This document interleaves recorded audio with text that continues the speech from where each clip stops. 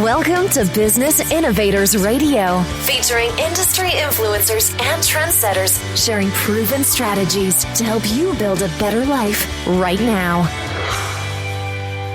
Welcome to this special edition of the show regarding ideal retirement. I'm Mark Imperial.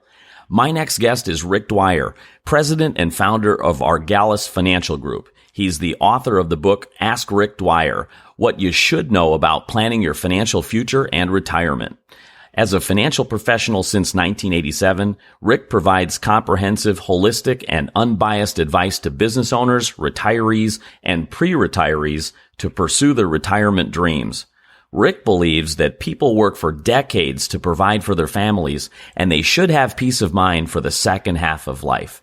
As a fiduciary, Rick's sole focus is on what's best for his clients. Rick, welcome to the program. Thanks, Mark. I'm glad to be here and be on your show. So, Rick, you wrote the book. Who's it for? Who should be reading it? And why did you write it?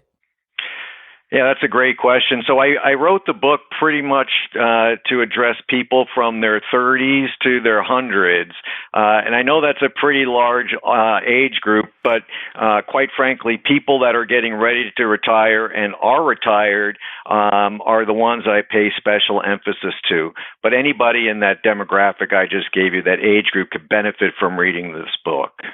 And I wrote it because there's a lot of misconceptions out there. I mean, you can read things on TV, on the internet, listen to things on TV and the radio, and you can get opposing views on almost every topic. You should invest all in the market because it's gone up for 9 years. You shouldn't invest anything in the market. You should have your money in bonds and get that fixed rate of return. Don't worry about that. Put your money in CDs. You ought to put all your money in real estate. I mean, the list goes on and on and on. But everybody's goals, dreams, and desires are different. And our goal is to show you how you can get to the comfortable income that you want in retirement and just never have to worry about it again. So, Rick, to get folks off on the right foot, when folks begin to think about planning for retirement, what should they be asking themselves? I think the most important thing that people ought to ask when they're getting ready to retire is, how do they want to enjoy their retirement? And I'm specifically not asking, what do you want to do? In other words, I'm not saying, do you want to travel? Do you want to spend time with the grandkids?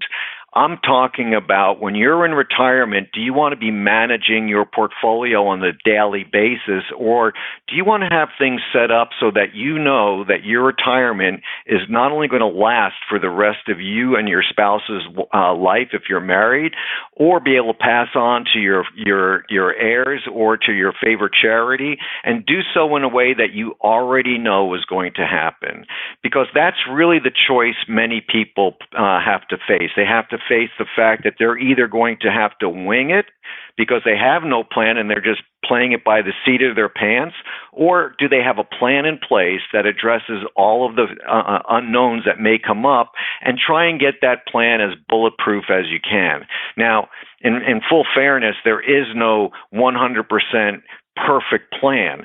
But by working with someone like myself or other fiduciaries out there, you have the opportunity to review your plan on a consistent basis and make those course corrections that you may need to along the way. But unfortunately, there are a lot of people out there, and I think we were just discussing before the show, you saw on a CNBC piece today that 99% of Americans don't work with a financial planner.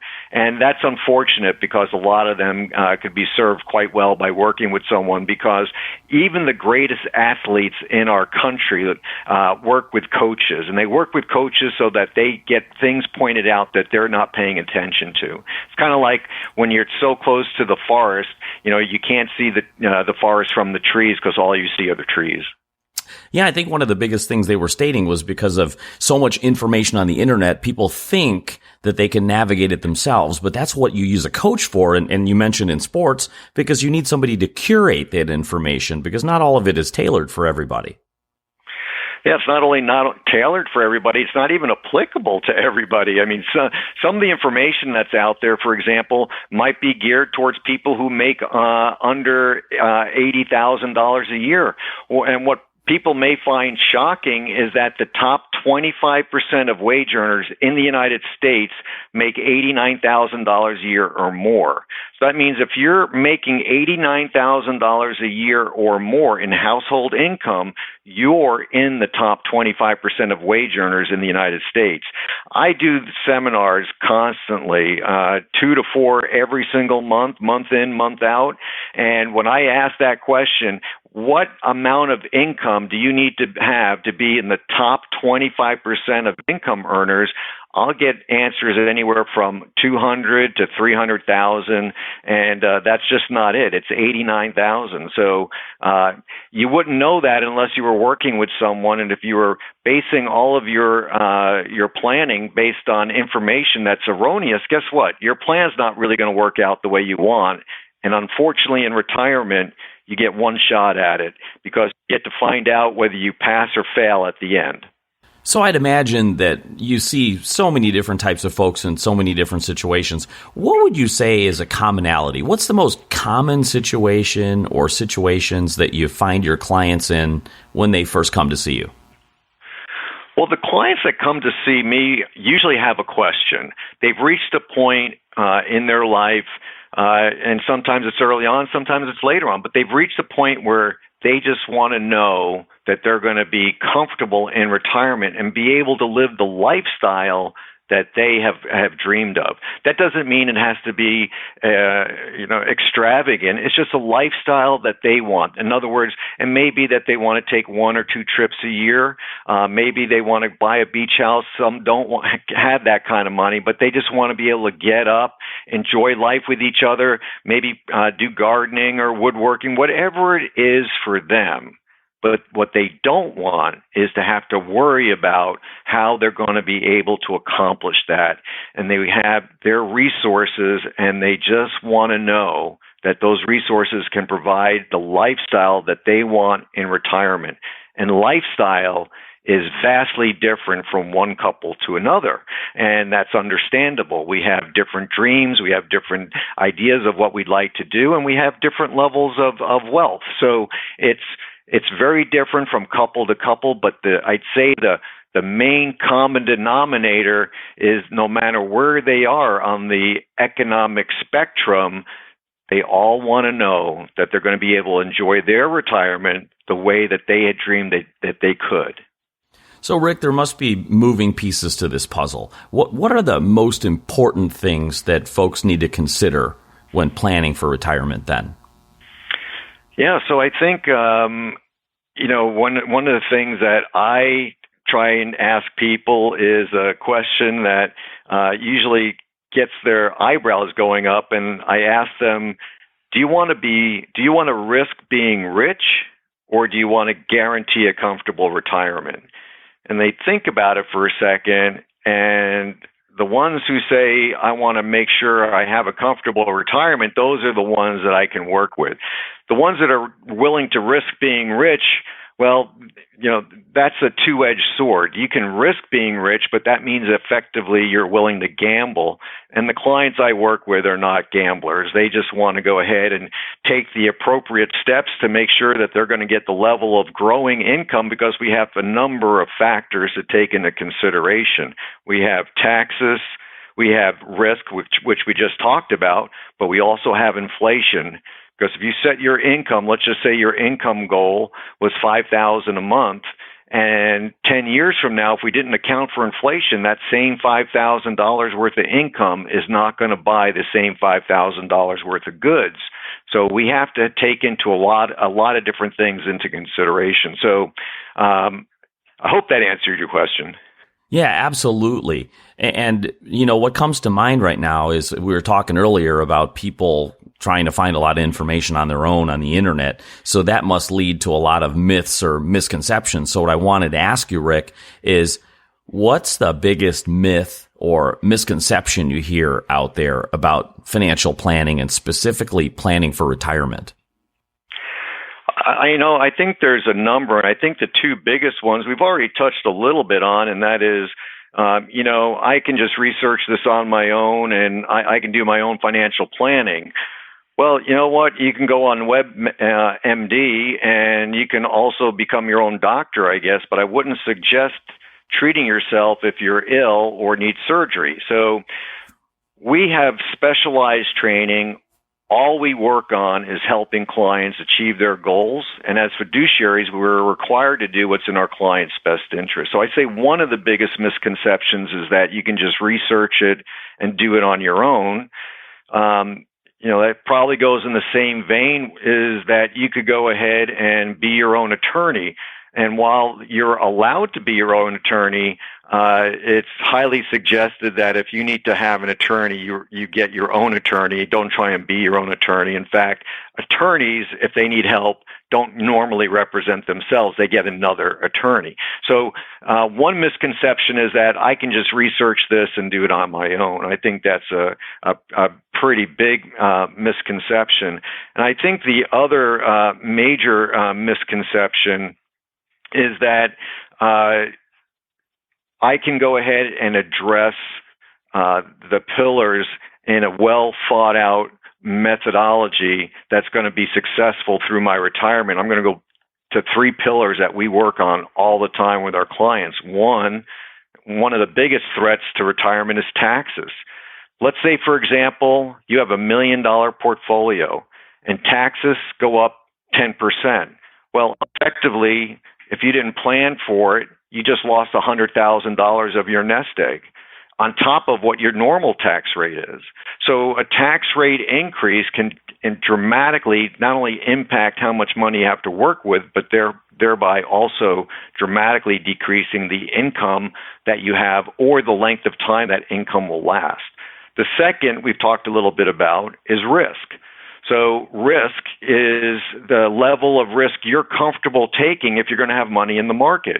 You can't have money in the market, whether it's the stock market, the bond market, any kind of market that fluctuates in price, without the willingness to accept some level of fluctuation in value and even losses. So we need to find out what is the number that you're comfortable with so that when those fluctuations happen, you don't deviate from your plan. If your risk tolerance is, let's say, at a conservative level, but your portfolio is at an aggressive level, you're going to have a very uncomfortable time because that portfolio is going to fluctuate way, way more than you want. The next thing, as we touched on a little while ago, is inflation. We need to make sure that your income is protected from inflation. When I ask people, how long would you like your income to last while you're in retirement?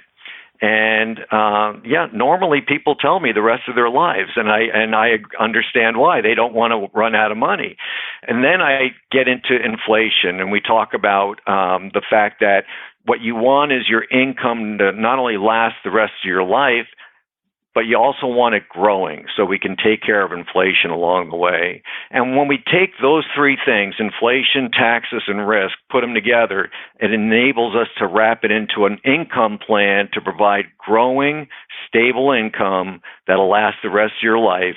And we'll have multiple buckets that can be pulled from. So if one aspect of the plan is down that particular year, we have 2 other buckets to work with. And in no one year will may the same items be up or down. So we just want that flexibility of income sources, and we want the flexibility to be able to access that cash for different events as well. Rick, clearly you're passionate about this subject. Could you tell us, what inspired you to become a fiduciary? Tell us about that. Yeah, so I started in financial services right after I got out of the Navy. I spent 10 years in the Navy and went in and became a stockbroker. Did that for a few years, didn't really like that too much, and went into the mergers and acquisitions consulting side. Did that to about 2005. In 2005, my wife and I relocated to Asheville, North Carolina, and I was pretty much involved with building construction since I was pretty small, actually. And when I was in Asheville, decided to go into construction and did a lot of high-end residential and also commercial building up there. In fact, when I met my wife in 1985, I was still in the Navy and I was building houses at the exact same time. So that's how ingrained building is with me. if anybody remembers what was happening in the 2006 to 2009 timeframe, for a lot of the country, the market in real estate kind of burst in 2007. But in Asheville, we were doing great. We had buyers coming in from other parts of the country. They were buying second homes or buying vacation homes, and they were paying cash. And in 2008, the end of 2008, we noticed things were slowing down, and I was approached by a developer to build a house for the DIY network, and we did. We started in early 2009, I think it was January, but by June, the developer went bankrupt. And that bankruptcy also meant that none of the other houses that we had lined up to build in his other communities we could build either, because there was no more building going on in those communities. What happened, and that's a major blow, and anybody who's in business and dealt with something like that, and there were countless companies that dealt with situations just like mine, so I'm not saying mine's unique. But what happened next also happened to a lot of people, but I never, ever dreamed was possible, because I went to the bank and went to draw down on my credit line to go ahead and start building on land that we had bought and that we owned. And when I'm sitting there with the banker looked at me and said, "Rick, we are unable to lend you any money to build houses." And I said, "Well, I'm not borrowing money for that. I'm not looking for a home loan. I'm just looking to draw down on my credit line that's right here on my statement." And the banker said, "We do not have the funds to lend. We will not be able to help you." And it was at that moment that I realized my life was about to change dramatically, because I realized I had to close down my business, which I did at the end of 2009. And I took all of 2010, I relocated to Jacksonville, Florida, and took a look and had to get a little bit introspective, because when you go through something like that, it's not, you lose, we lost a ton of money. Virtually lost everything my wife and I had built up over the previous 25 years. I went from a really secure future, never thinking I ever had to worry about anything, to really not knowing what the future was going to hold. It was a pretty painful point in my life. And I came to realize, after doing not just research, but talking with some people I really trusted, some mentors that I've known for a number of years, that there were other ways that I could have managed my money, where my money would, the value of some of the assets I owned still would have been dropped in value, but I still would have had access to the cash. When I learned that, those were strategies and techniques that I didn't even know existed. And it was at that point where I realized I needed to come back into the business, but this time as a fiduciary. I became a fiduciary in 2011, January 2011, and my whole single focus is to let people know that you may think you have the best laid plan in the world, but that your plan has a way of being stress tested by Murphy's Law, in ways that you never even dreamed were possible. And in my case, it was that the banks, real estate, and the stock market would all collapse at the exact same time. So what my mission is now is to get people into a position where their plan will survive no matter what Murphy's Law has in mind for them. The goal is to have a plan that will survive any of those events. And you know what? That's not always possible, but that's the goal. The goal is to get people to a point where they just never have to worry about what's going on. That's quite an adventure that you've been through, Rick. So is there anything that I didn't think to ask that's important that you feel you should share with our listeners? Yeah, so I touched on it a little bit in the beginning. The main focus of the book is really directed to people getting ready to retire and those that are retired. But I have to tell you, there are a lot of different techniques and strategies that younger folks could take as well. People in their 30s, for example, and even in their 20s, that could get themselves on the road to being debt-free. The biggest problem that we face in the United States today is a debt crisis. We have just a tremendous amount of debt, And I have a feeling that that's going to be the next bubble that bursts for us. When you have a lot of debt, if you run a business or a household and you get your debt to a certain point, well, you reach a point you can't go any further. And then at that point, it's called bankruptcy.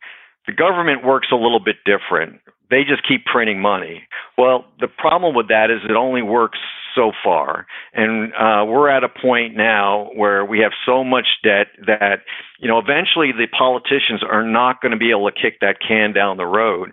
And so what I try and do is work with my clients to help their children and their grandchildren to also get positioned in a way where they never have to worry about taking on too much debt. And if they have debt, we'll work out a plan to help them get that paid off.